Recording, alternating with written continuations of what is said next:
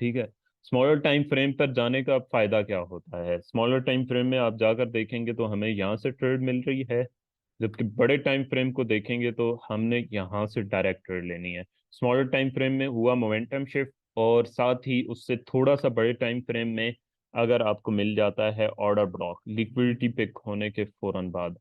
अब इसमें आप M15 वगैरह पे जाएंगे तो यहाँ पर हो चुका है, यहाँ पर आपको ऑर्डर ब्लॉक मिल जाएगा। और ऑर्डर ब्लॉक भी कौन सा? जो ऑर्डर ब्लॉक बना है ब्रेक ऑफ स्ट्रक्चर के होने के बाद। ठीक है। अब इसमें दो कहानियां हैं। वो क्या? वो ये हैं कि ट्रेड्स लेने के दो तरीके हैं। एक में तो आपको रिटेलर और स्मार्ट मनी लिक्विडिटी दोनों अगर मिल जाती हैं, दोनों सही है, उस केस में होता ये है कि मार्केट मोमेंटम शिफ्ट करती है। और उस केस में होता ये है कि स्टॉप लॉस हंटिंग बहुत ज़्यादा ज़रूरी हो जाती है। स्टॉप लॉस हंटिंग कैसे? जैसे आप कह लें कि जो यहाँ पर हुई है इस जगह पे, ठीक है, यहाँ पर जो स्टॉप लॉस हंटिंग हुई है और उसके बाद यहाँ से मार्केट ऊपर गई है। एक और जो है उसमें फर्ज करें कि रिटेलर लिक्विडिटी नहीं है, सही है, जैसे यहाँ से नीचे आई है, अब यहाँ पर कोई स्टॉप लॉस हंटिंग नहीं हुई, इस जगह पे कोई स्टॉप लॉस हंटिंग नहीं हुई। इस केस में होता ये है कि ये स्मार्ट मनी लिक्विडिटी होती है, यानी कि यहाँ पे ऑर्डर ब्लॉक है। स्मॉलर टाइम फ्रेम पर जाकर देखेंगे तो इधर आपको ऑर्डर ब्लॉक्स मिल जाएंगे, ऑर्डर ब्लॉक मिल जाएगा। ठीक है, ये यहाँ पे आपको फ्रेश ऑर्डर ब्लॉक मिल जाएगा इस जगह पे, स्मॉलर टाइम फ्रेम में। M45 में भी होगा।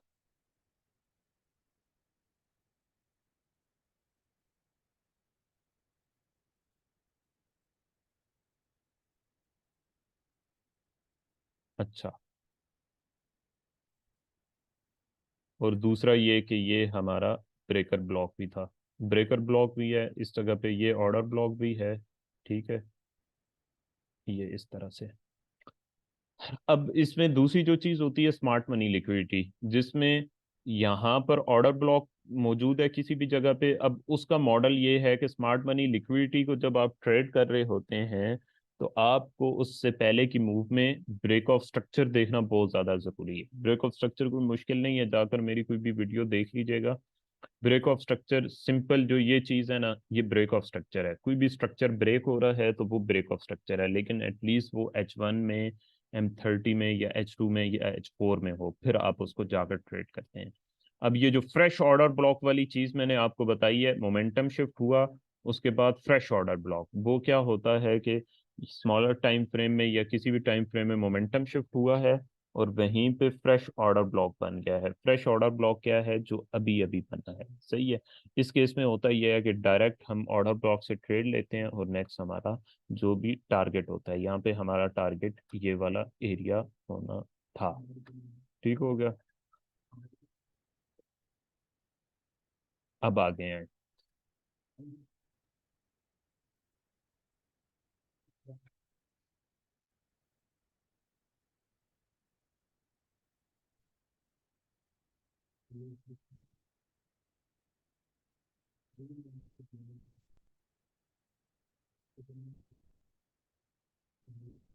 इसकी तस्वीर जो है मैं आपको भेज देता हूँ।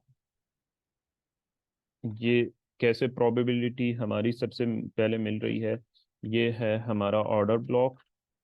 ठीक है, ऑर्डर ब्लॉक एक प्रोबेबिलिटी। ये हुआ है हमारा ब्रेक ऑफ स्ट्रक्चर इस जगह पे। ठीक है, और ये हमारा बना है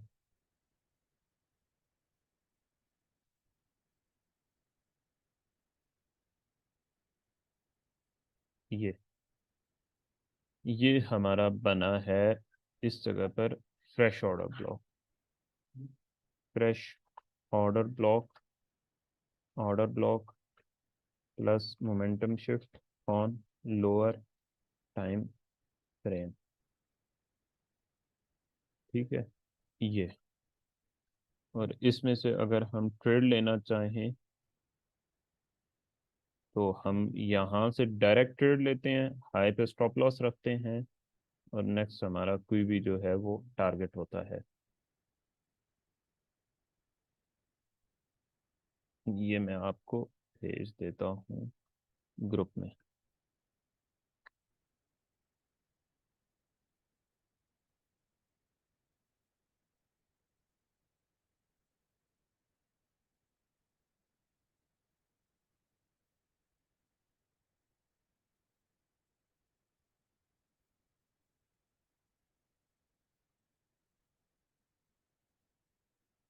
एक और तस्वीर खींच लेता हूँ जिसमें ये पूरा मैं सेटअप भी नज़र आ रहा हो कि किस किस प्रोसेस को आपने फॉलो करना है।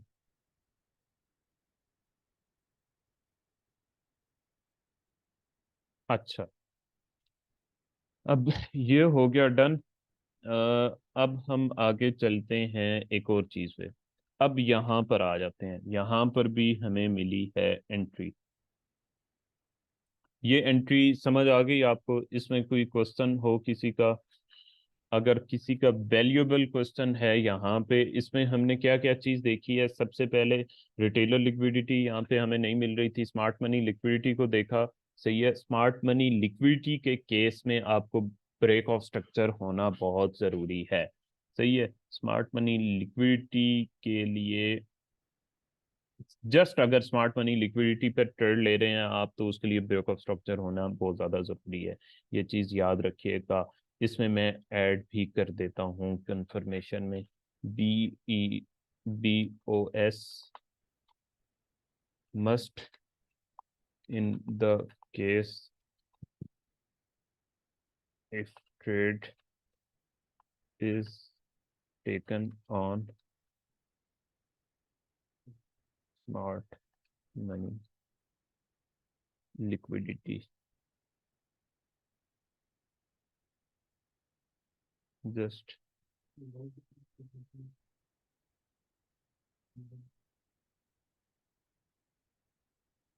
ठीक हो गया, जस्ट ये चीज़। अब यहाँ पे मैंने लिख दिया है BOS, सिर्फ जो है ना उस ट्रेड में लेना है जिसमें आपने आपको रिटेलर लिक्विडिटी नहीं मिल रही। अब